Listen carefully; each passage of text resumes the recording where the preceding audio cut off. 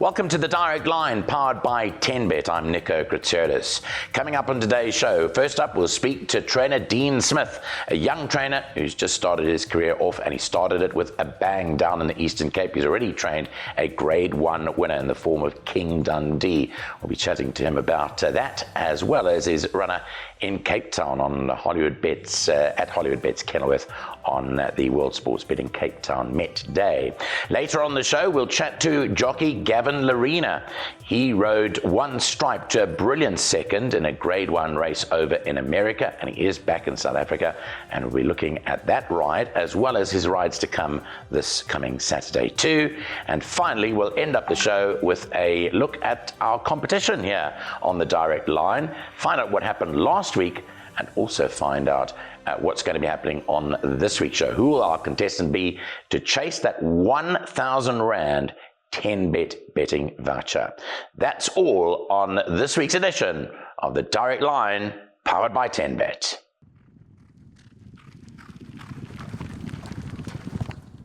Well, one of our guests that I've been wanting to get on the show for a while now, and it's been a few weeks, but eventually we've managed to track him down, is trainer Dean Smith, who is operating obviously out of Fairview racecourse, and it's a great pleasure to welcome him to the Direct Line. A very good day to you, Dean, and thanks very much for joining us. I know we've been trying to reach you for the last few weeks, but one thing or another, we managed to catch up with you now, and you're out on the training tracks, training your horses. Great to see, because it's mid-morning and all going well with you. Yeah, thank you, Nico. It's a pleasure to be on the show, and a big thank you for the invite. And yeah, everything's going good this side. Well, we can't not start with King Dundee and the tremendous win in the Grade 1 Cape Flying Championship, Dean. A tremendous achievement on your part. He was always going to be a top force to be reckoned with in a sprint race or 1,000 meters. And I mean, it must be a dream to win a Grade 1 race in your first 3 months since taking out your license. Yeah, Nico. I mean, it still hasn't kicked in properly. It's still get some goosebumps when I watch the videos, and I'm sure it'll still take some time. But a horse like that, he's a super horse, and I mean, he just gives his best wherever he is, and I'm just extremely grateful that everything worked out to plan, and everything went our way, and I thought it was a brilliant ride by Calvin, and I mean, he was probably at 95%. He had some snot in his nose the morning of the race. I still phoned Clive, and I just gave him the heads up. I said, "Hey, Clive, I gave him some water." He put his nose down to drink some water, and he's got snot coming out his nose. Yeah, and then Friday night he didn't eat up too well, but thankfully all went his way, and he's a proper racehorse, and he's definitely a horse to follow for the season. Just talking about Clive Murphy, I've had an association with Clive for a long time. I know he was behind the beginning of harness racing when they tried to do harness racing here in South Africa. Him and Mr. Latimer, I think it was, and he bred this horse himself, which is magnificent to breed a Grade 1 winner, let alone own one. And he must be on cloud 9.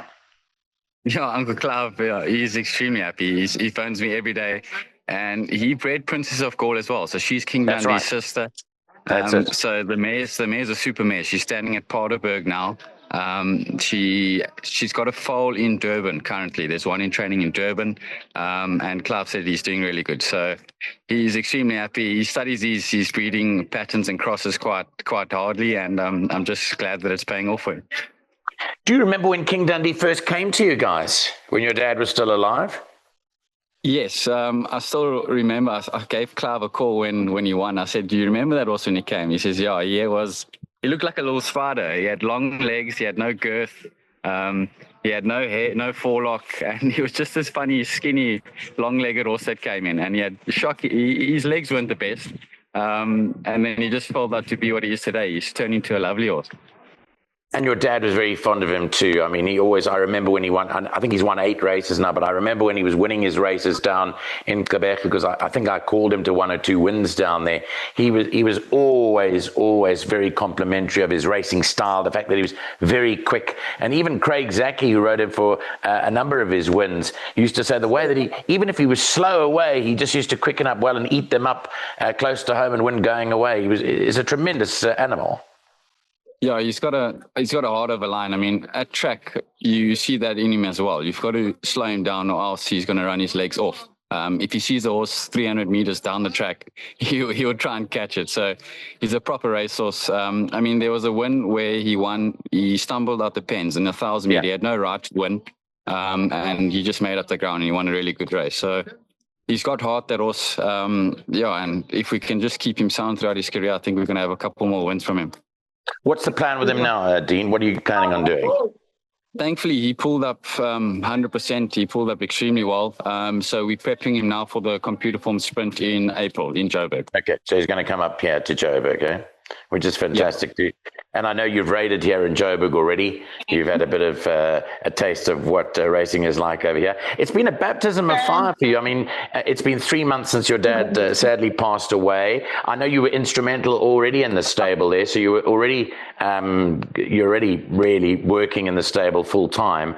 But to go out on your own and to achieve this much success in a short period of time must be very gratifying for you and the team behind you, guys like Francie Jacobs and all the guys that work around you down there.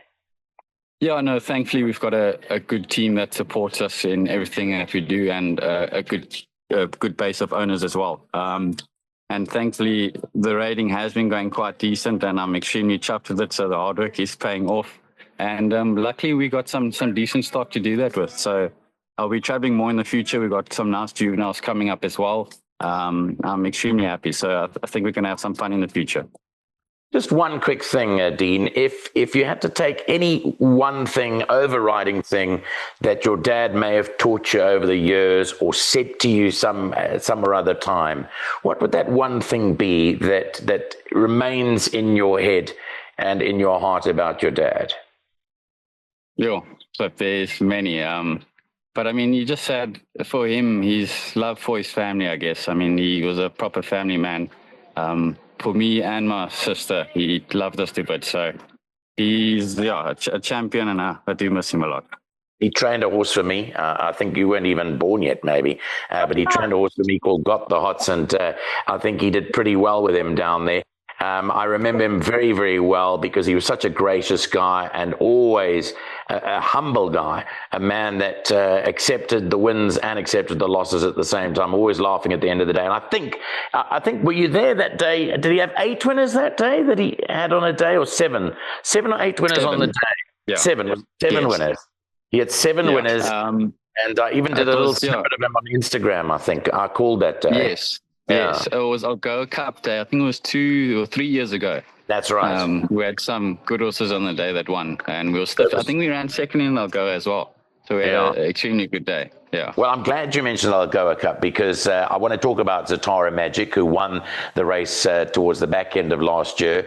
And that happened shortly after Gavin passed away. Well, he runs on Saturday at Hollywood Bets Kenilworth in the Grade 3 race over 2,800 meters, the New Turf Carriers Western Cape Stayers. Talk to us about what you think of his chances. Uncle Nico, he's doing extremely well back at home, and he's a galloping type of horse, and he's also he fights to the line. Craig's also rated him quite a bit. Chad's rated him a bit. Chad said he'll go with most days in the country. So with him, he's fit as well. I think it's just on how he travels, because he can be a bit of a nervous type of horse.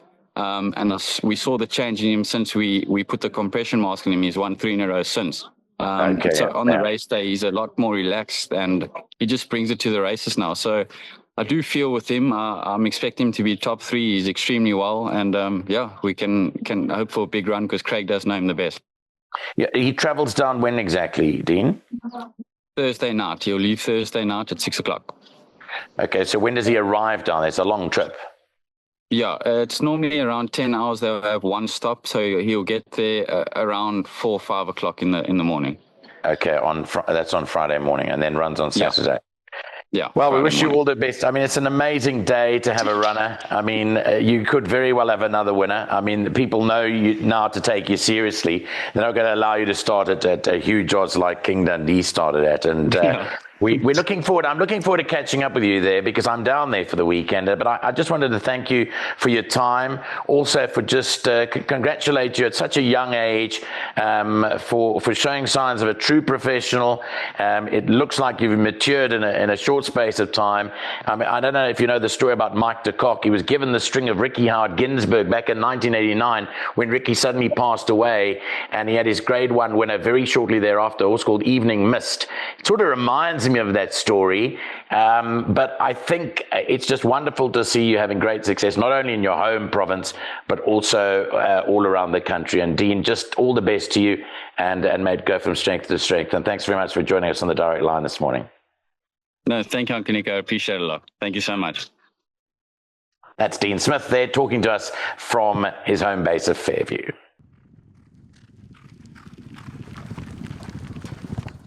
Well, our second guest on the direct line today is a man that certainly lays claim to being the most popular guy on our show because he comes on every other week because there's always something to talk about with Gavin Lerena. And this week is no exception. He's still a bit jet lagged after coming off a flight from America. But it's great to have him on the show again. And firstly, congratulations, Gavin, on what a wonderful job you did aboard your horse One Stripe in the Pegasus Turf Invitational, which was run this last weekend at Gulfstream Park. It was just wonderful to watch, cheering you on. You nearly got there, but you were just denied. But at the end of the day, you must be well pleased to have gone over there, not only represented the team of One Stripe, but represented us as a country. Yeah, it was phenomenal, Nico. It was, look, it's bittersweet because I went there with a mission. Yep. And the mission was to win. We didn't win, but I think it's done a lot for South African racing. You know, we really didn't go down without a fight. And I just think it's done fantastic for the country. And I'm just so pleased that the country were behind us all the way, and you know, the future looks bright. So you were obviously told quite a bit ahead of time that they were going to change their strategy. This is now Hollywood Racing and Rikesh Sugalim own One Stripe, and they had various American riders on. And with some relative success, but at the end of the day, they wanted to go back to their go-to guy, Gavin Lerena, who rode him in those big feature race wins down in Cape Town when he was 3 years old, and go back to basics and say, right, let us take on Gavin Lerena to go around the world with this horse, and it's a true South African package from start to finish. Were you a bit surprised with that, or were you quite happy that they'd made that decision? Look, I've always been hopeful. We must remember that, you know, that I was blessed that the Hollywood team did ask me to ride him and Rakesh in the breeders, which was a couple of months back. But obviously, I was on a suspension, and the timing just wasn't right. So, look, I was hopeful to get back on boarding, and when I got the call, I think it was New Year's Eve or Boxing Day. I'm not 100% sure when Anthony gave me the ring.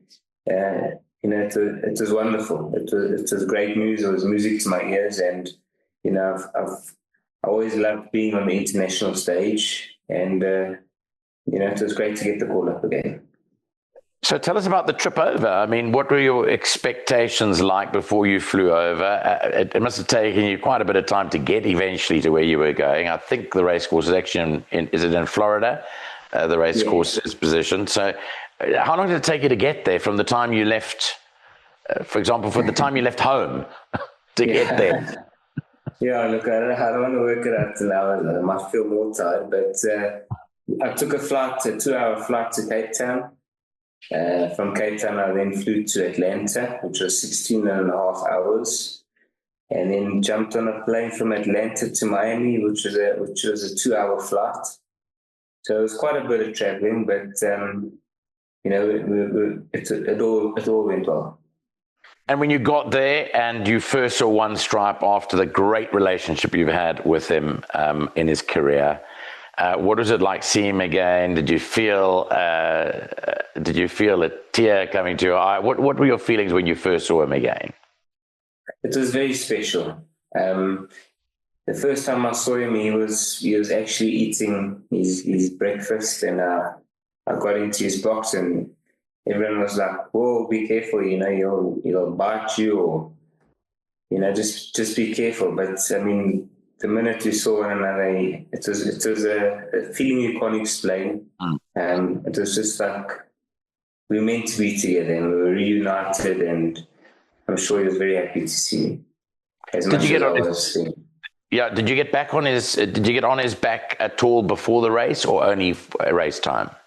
Yeah, only on the race. So his final workout was on the Sunday.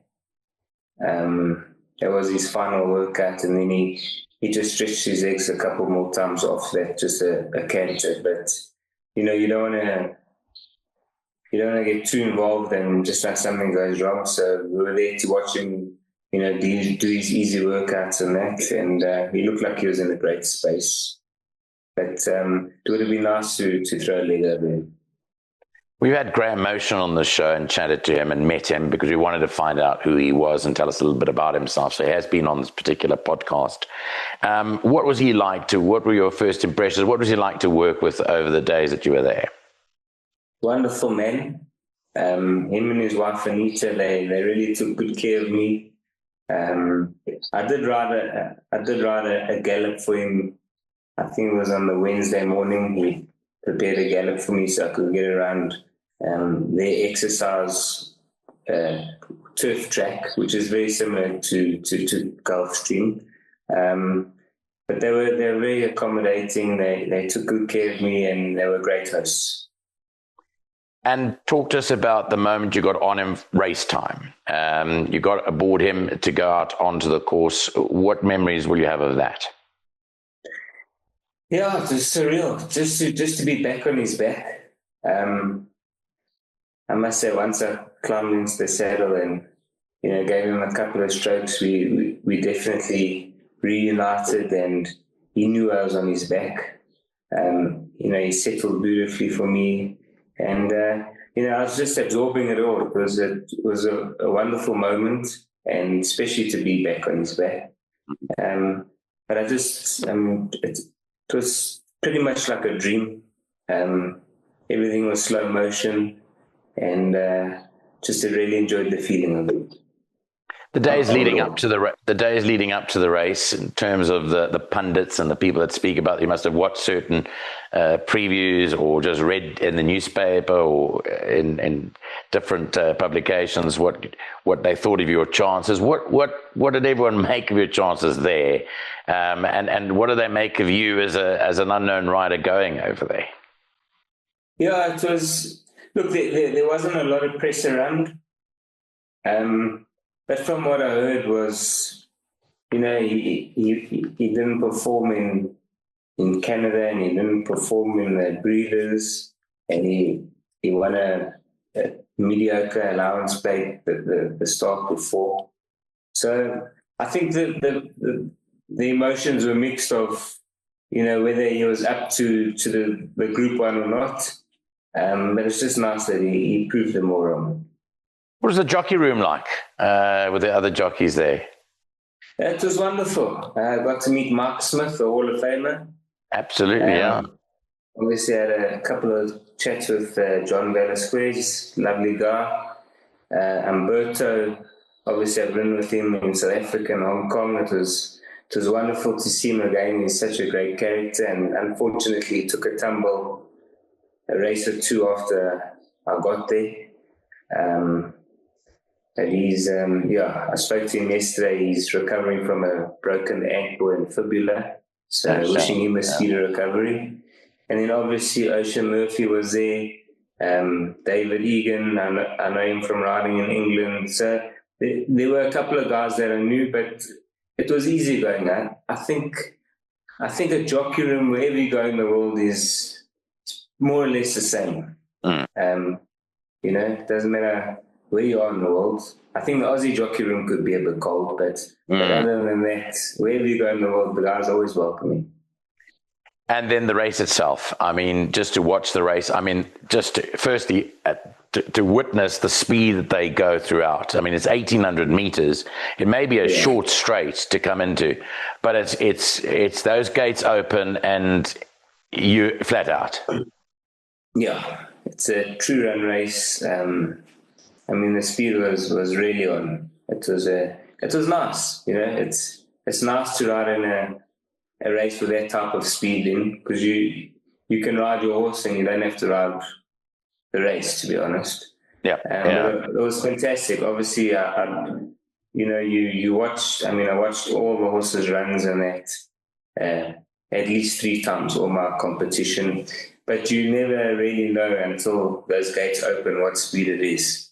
But it was great. It's hard to imagine a Turfington 1,800 being run like that. On the Stadside track. Yeah. No, I don't think it'd ever work out. But you got caught quite well back in the race. But I mean, the fact of the matter is, you saw out the 1,800. You were always adamant. I remember you telling me you were always adamant this horse can go further than a mile. He was running on. I mean, 1,800 plus now is his game, and he come out of it pretty well. Your thoughts now on? I know he's obviously scheduled to run maybe in Dubai next during the season. But your thoughts now on what's next for him? Yeah, so obviously Dubai is a talking point. It's in the middle, I think it's the middle of March or the 20th of March, if I'm not mistaken. But I think they'll let one strap do the talking. Graham did say that he did take the run well. But, you've got to see what how he's going the next couple of weeks. And I'm sure they'll let him do the talking. Well, I know you're back in the saddle on Thursday out at the Val, but the big day on Saturday, and you've got a very busy day, so you need to recover quickly. I mean, I just looked at the card. I got tired for you looking at how many rides you've got. I mean, there's 12 races, Gav. I think you're riding all except one. Is that right? All except the third race. Just the long distance race I'm not riding.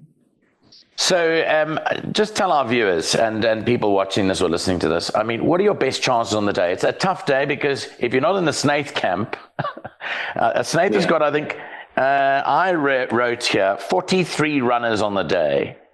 If you work that out over 12 races, it's almost 4 runners a race, but you haven't got any ride for the top yard. So it's going to be tough.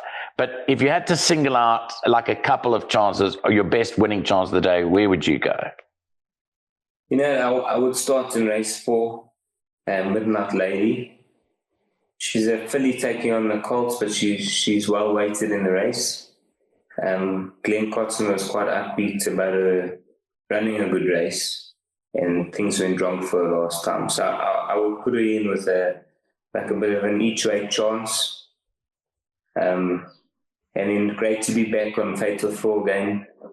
She runs in the Mallorca. She's nicely drawn at 4.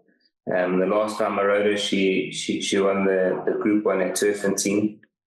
So looking forward to riding her. She's had 2 sprints, but if she comes back to her best form, she's got to be in with a chance. And then Cosmic Speed, obviously we're trying the 10 furlongs. Thank goodness he's drawn pole position, so it's going to make our trip a lot easier. If we can just get him relaxed just off the speed. They always say a good miler can win the Met. So yeah. What sort of feel did he give you? What sort of feel did he give you last time in the King's Plate? He gave me a good feel. I mean, his last 2 starts have been drawn really wide. Yes, we got him in good positions, but you got to work to get there. So his last run was, it was a great 5th. I think he's definitely come on since then. Sean's quite upbeat about him, that he's in a good space. So looking forward to riding him on the weekend. And then I ride Touched by Angels in the Politician. He's obviously not the best handicapped horse, but he gave me a real good finish last time. He was drawn wide in the 1400. I think it was on King's Plate Day. but he finished very strong. I think he's going to enjoy the step up to the 18, and I wouldn't leave him out of anything.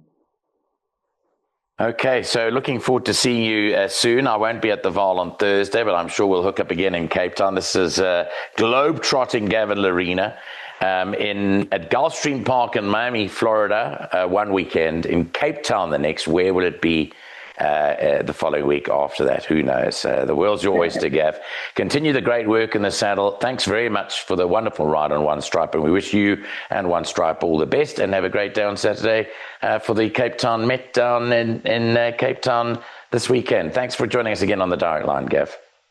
Thank you so much. It's always great to be on the show, and we'll see you at the races.